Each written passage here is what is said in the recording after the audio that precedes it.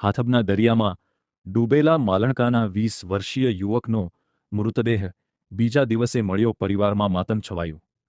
ભાવનગરના હાથબ બંગલા નજીક દરિયામાં નહાવા પડેલો માલણકા ગામનો 20 વર્ષીય યુવાન આશિષ બારિયા ગઈકાલે બપોરે દરિયાના પાણીમાં ગરકાવ થયો હતો. બનાવની જાણ થતાં Bhavnagar marine police, fire brigade, forest વિભાગ અને મામલતદારની ટીમે સ્થળ પર પહોંચી ભારે જહેમત ઉઠાવી હતી. છતાં ગઈકાલ સુધી યુવકનો કોઈ પતો લાગ્યો નહોતો.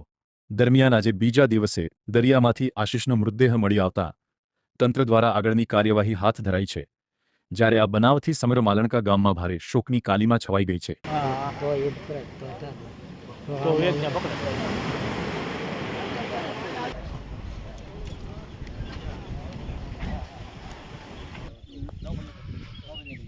मरीन पुलिस वाले भी 9 बजे तक थे इधर। डिपार्टमेंट के स्टाफ भी थे। आज आने वाले हैं और तिरंगा यात्रा है ना, तो उसमें जो मुझे भेजा, आपको भेजा, ये नायब मामलतदार है। कल कांटेक्ट हम उनको बता देते हैं कि अगर ऐसा कुछ है तो आप बताएं, और यहाँ का नंबर इसलिए देंगे कि पहचान